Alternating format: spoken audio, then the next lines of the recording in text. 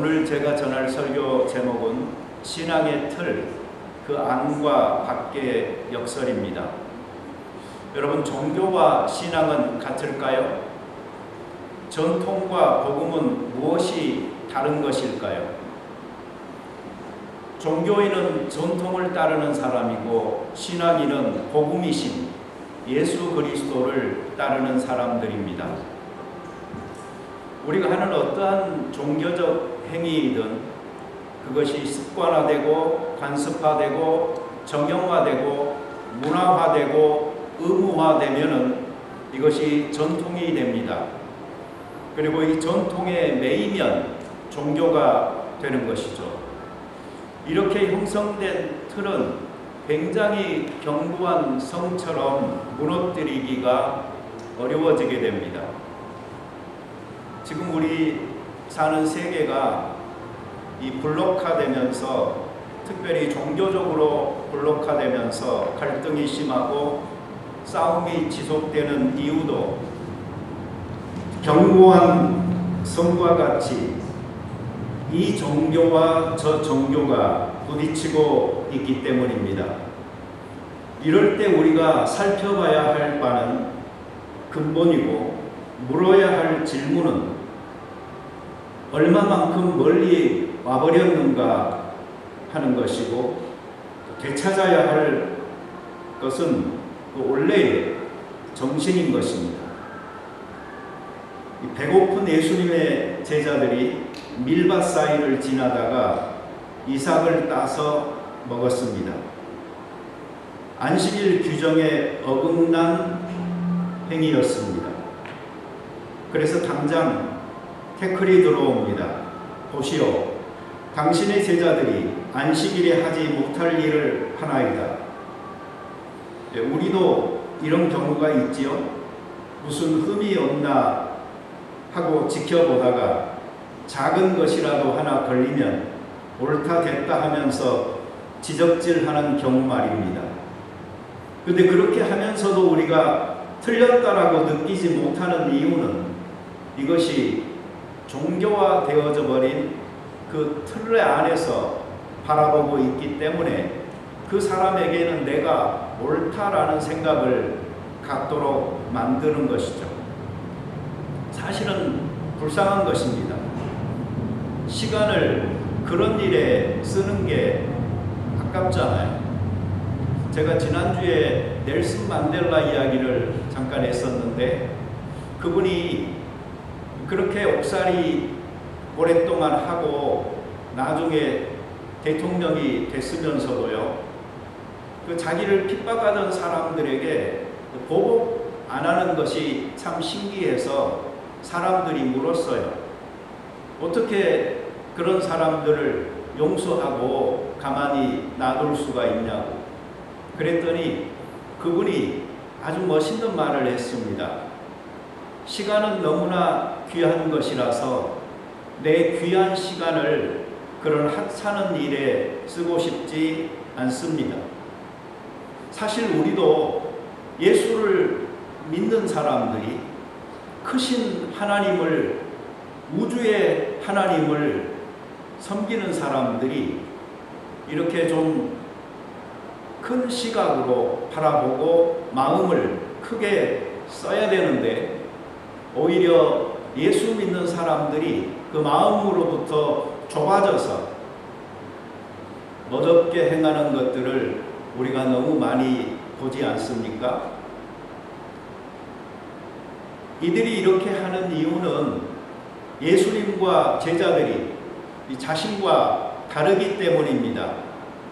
안식일에 해서는 안 될 일이라고 여기고 있는 일을 제자들이 했던 것이죠. 별일도 아니었습니다.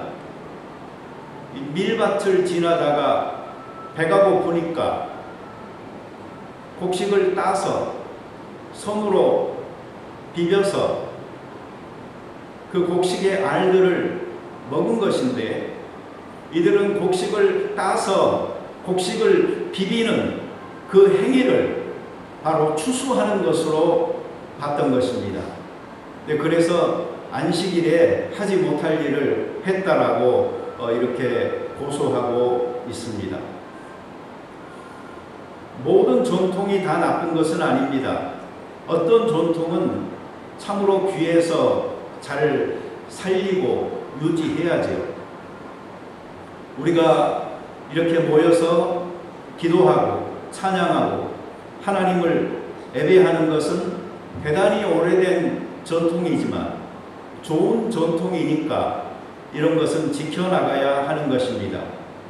그러나 구체적으로 어떻게 기도하느냐, 어떻게 찬양하느냐, 어떻게 설교하느냐 하는 방법들은 달라질 수가 있는 것입니다.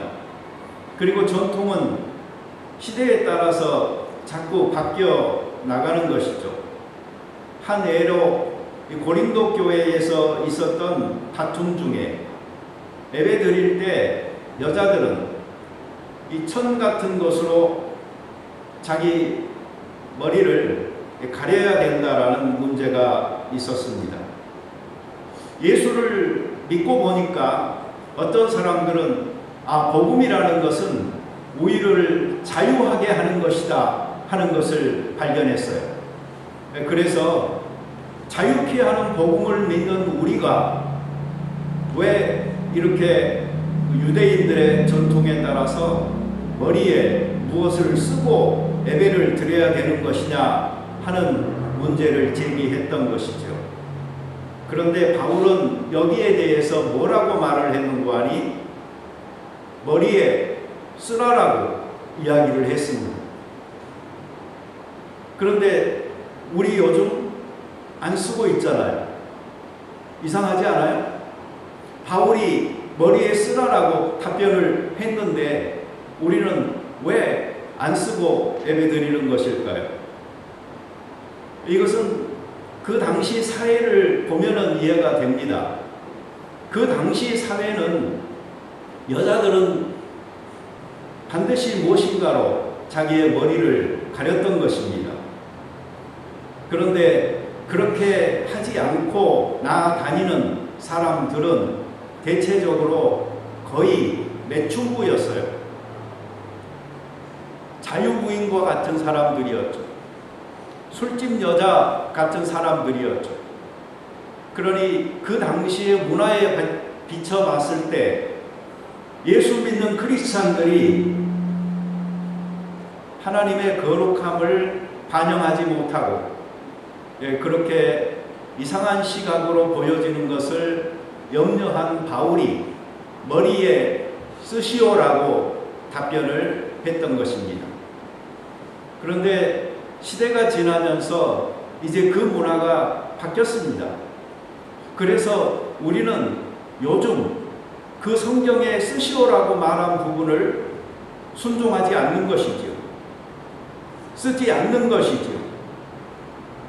그런데 그것이 과연 성경을 불순종하는 것일까요? 우리는 아니라고 생각합니다.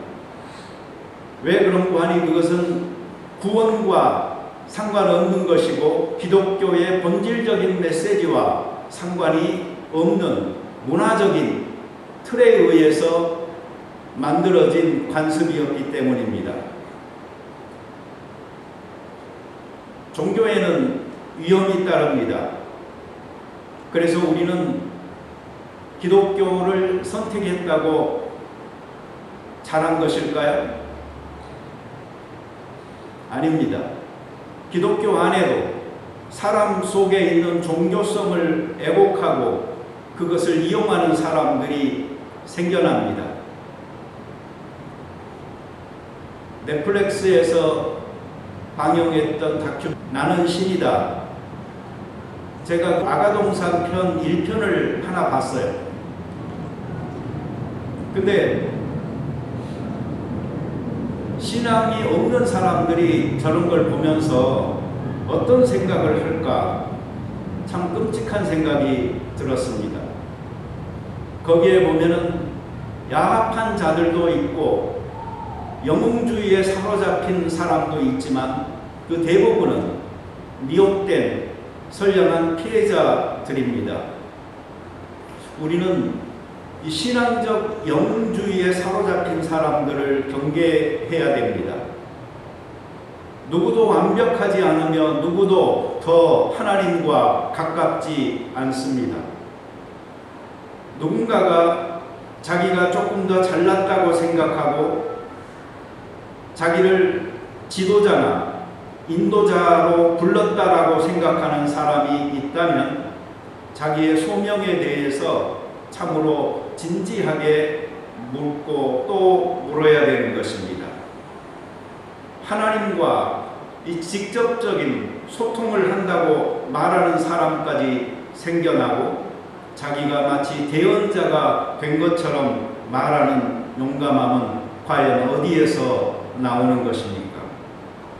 하나님의 나라를 건설하기 위해서 공동체 생활을 해야 한다라고 역설하고 사람들을 그 안에 모아 격리시키고 쇠뇌시켜 나가면서 요즘은 그 가스라이팅이라는 말을 더 많이 쓰더라고요. 세뇌라는 말보다는.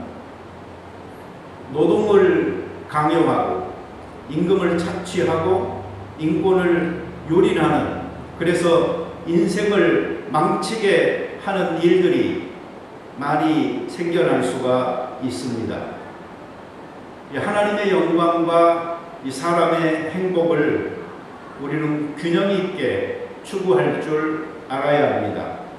어느 한쪽에 치우치면 그것은 열광적인 믿음이 아닌 오히려 광신인 것입니다. 미신인 것입니다. 이 귀신 들린 아이를 고쳐달라고 온 아버지 이야기 우리가 잘 알고 있잖아요. 근데 이 장면에 등장하는 사람들을 한번 봐보세요. 누구도 완전하지 않습니다. 우리가 믿음을 이해할 때에 어느 누구도 완벽하지 않다라는 사실을 아는 것은 굉장히 중요한 일입니다.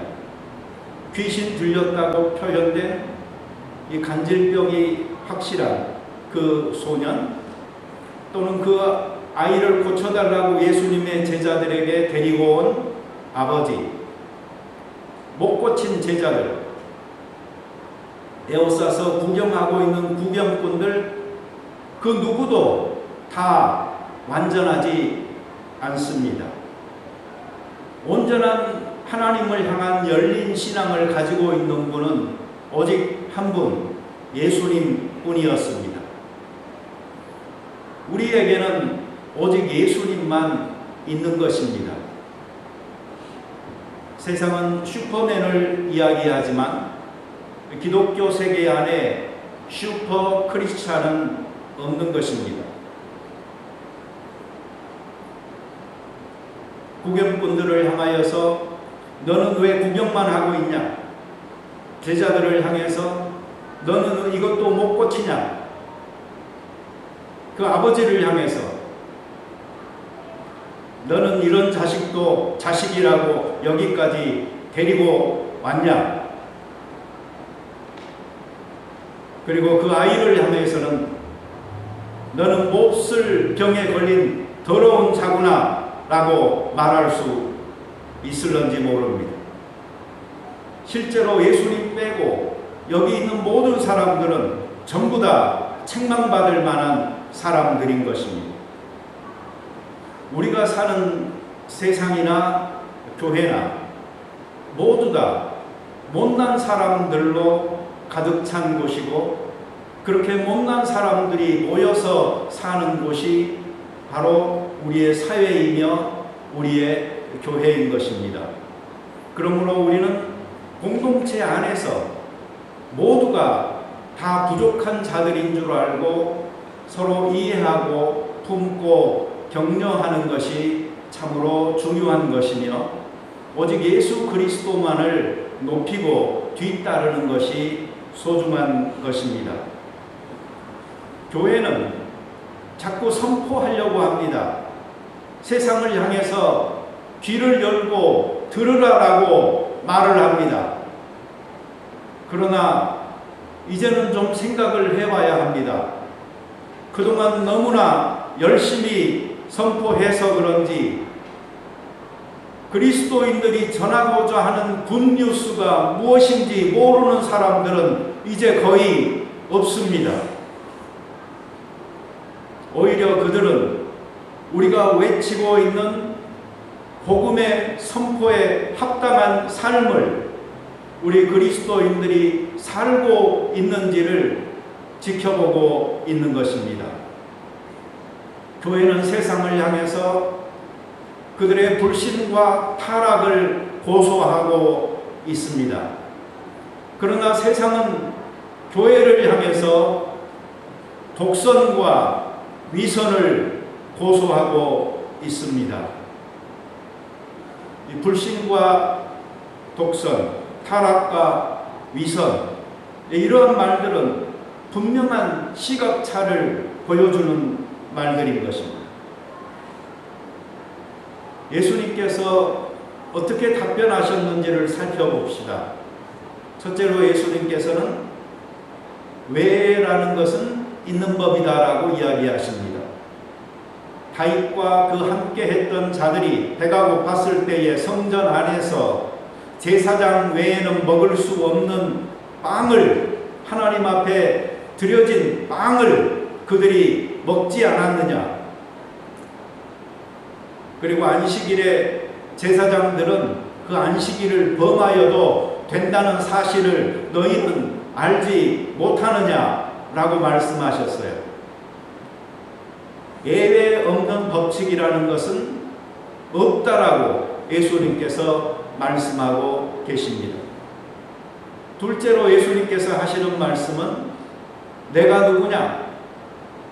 나는 안식일의 주인이다.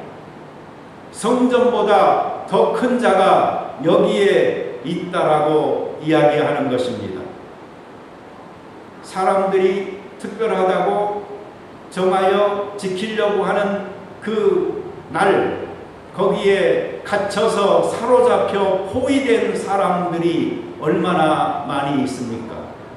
그러나 우리는 그 날 안에 예수님이라는 분을 담을 수 없는 것이고 가둘 수 없듯이 우리가 지키려고 하는 절기나 어떤 날에 사람이라는 그 소중한 인격을 가두고 재단할 수가 없다는 사실을 알아야 합니다. 셋째로 예수님께서는 나는 자비를 원하고 제사를 원하지 아니하노라 라고 한 성경의 뜻을 너희가 알지 못한다 라고 말했습니다. 이 말은 제사보다도 순종이 더 중요하다라는 말입니다. 그리고 예수님은 이런 말씀을 하시죠.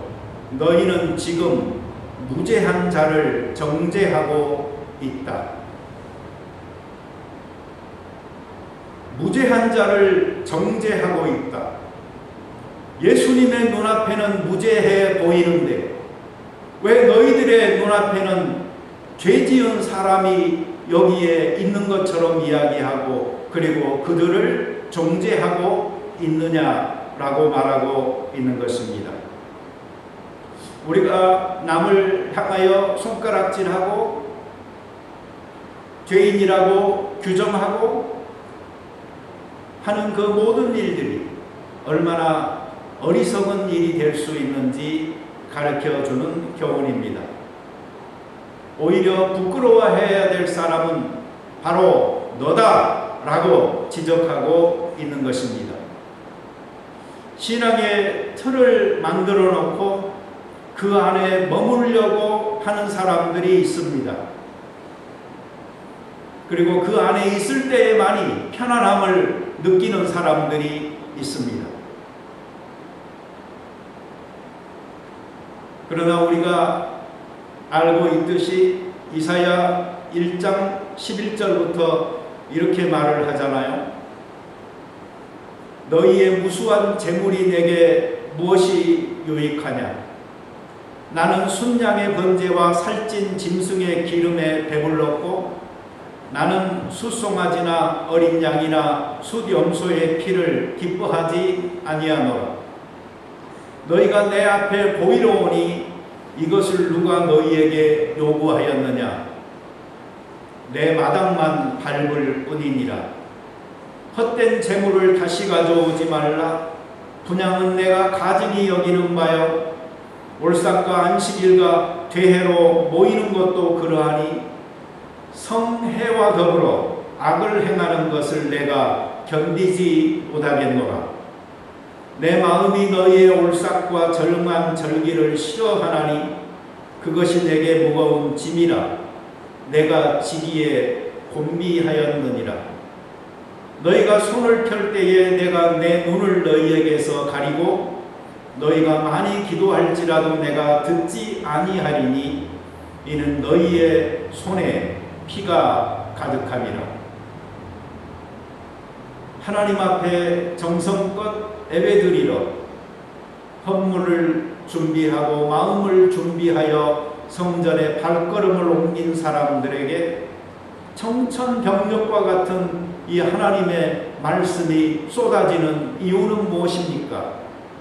그들은 정해진 날에 정해진 형식을 따라 귀한 것을 하나님 앞에 희생으로 드리려고 했지만 몸만 와 있고 마음은 와 있지 않으며 정말 하나님의 말씀에 순종하여 행해야 될 정의와 사랑의 삶에서 멀리 떠나 있기 때문 아닙니까?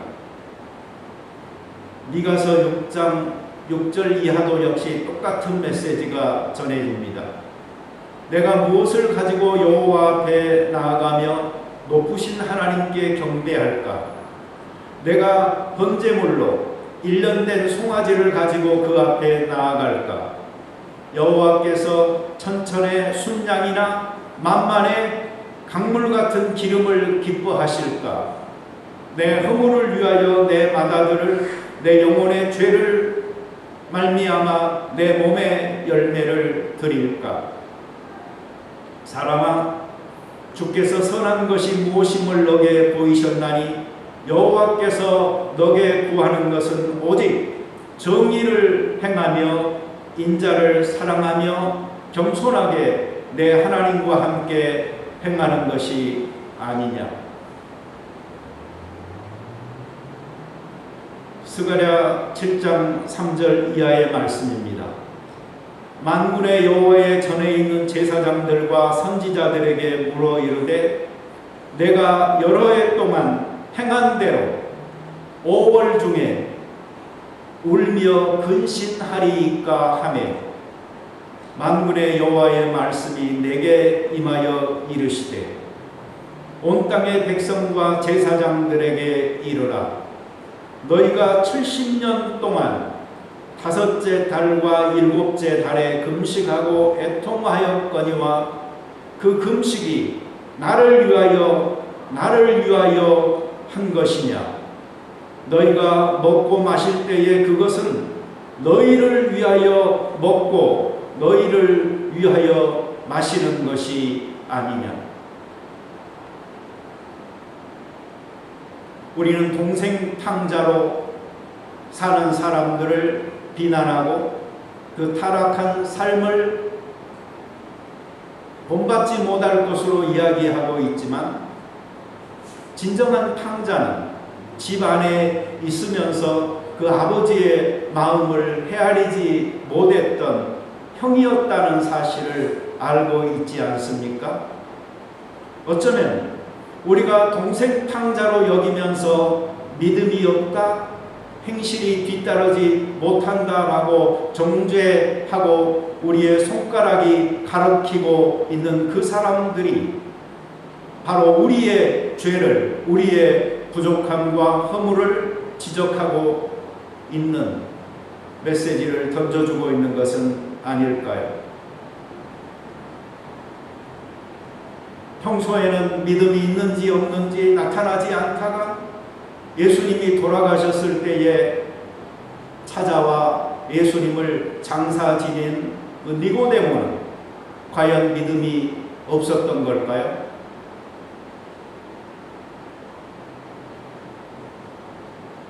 베드로처럼 주는 그리스도시요 살아계신 하나님의 아들입니다라는 고백을 통하여서 너는 반석이다. 그 반석 위에 내가 내 교회를 세우리라라고 말을 들었던 그 위대한 베드로가 예수님의 십자가 지심을 그리하지 말라고 말렸을 때 예수님께서는 사정없이 사탄아 내 뒤로 물러가라라고 말씀하셨습니다. 오늘 우리의 위대한 신앙의 고백이 아무리 다른 사람들보다 뛰어나서 예수님의 칭찬을 받을 수 있는 자격을 갖추고 있다 할지라도 한순간에 하나님의 마음을 헤아리지 못하고 내뱉는 말들이 얼마나 하나님 앞에서 불신앙적으로 보일 수 있는지 알려주고 있습니다. 서기관과 율법사, 제사장, 바리새인들은 그 당시에 믿음의 엘리트들이었습니다. 틀에 짜여진 사회 구조 속에서 틀에 갇힌 신앙생활을 하던 사람들이었습니다. 그리고 그 안에서 편안함을 느끼면서 이 틀 밖에 있는 사람들을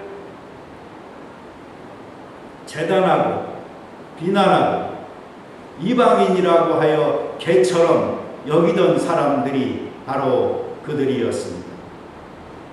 그러나 예수님은 이 틀을 무너뜨리십니다.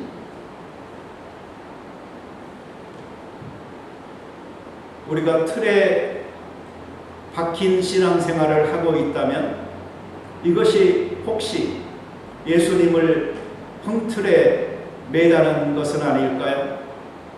이것이 예수님을 다시 십자가에 못 박는 신앙인의 불신앙이 아닐까요? 우리는 사람들을 충분히 이해하고 포용할 줄 알아야 합니다. 어려운 삶의 상황에 부딪혀서 하나님을 신뢰하는 데 있어서 어려움을 느끼고 믿음을 회의하는 자들이 정말 믿음이 없는 것일까요? 아닙니다. 그들은 여전히 하나님을 믿는 자이며 삶에서 의미를 찾고 있는 것이며 하나님을 붙들고자 하는 간절함이 있기에 신앙적으로 고민하고 있는 것입니다. 하나님을 원망한다고 믿지 않는 것은 아닙니다. 큐티 안 한다고 믿지 않는 것이 아닙니다. 봉사하지 않는다고 믿지 않는 것이 아닙니다. 예배 참석하지 않는다고 불신자가 아닌 것입니다. 통성으로 기도하거나 박수치고 춤추며 찬양하지 않는다고 신앙에 열정이 없는 것도 아니고 금식하지 않는다고 비난받을 이유도 없는 것입니다. 걱정과 염려, 두려움은 모든 사람에게 자연스러운 것이며 이것을 갖고 있길래 우리는 자기 삶 속에 임하시는 하나님을 더욱더 간절히 만나기 원하고 그러한 믿음의 접촉점들을 통하여 하나님을 향하여 점점 더 가까이 나아가고 있는 것입니다. 오히려 하나님을 향하여 질문을 던지지 않는 믿는 사람들이 하나님 앞에서 정직한 것인지를 다시 한번 물어볼 필요도 있는 것입니다. 우리 모두는 믿음의 여행을 하고 있습니다. 각자 자기의 입장에서 환경 속에서 지금까지 만들어져 온 사람으로 앞으로 되어질 자기를 찾으면서 이것은 얼마나 진지한 영적 탐구이며 이것은 얼마나 격려받아야 할 구도자의 길입니까? 제자들의 무능력을 타다는 간질병든 아이의 아버지였지만 그는 무엇이든지 도와줄 수 있으면 도와달라고 예수님을 향하여 요청했습니다. 그리고 믿는다고 고백하면서 그 믿음의 눈이 점차로 열리면서 그 고백이 점점 더 분명해지고 깊어져 가는 것을 볼 수가 있습니다. 믿음은 그렇게 성장해 나가는 것입니다.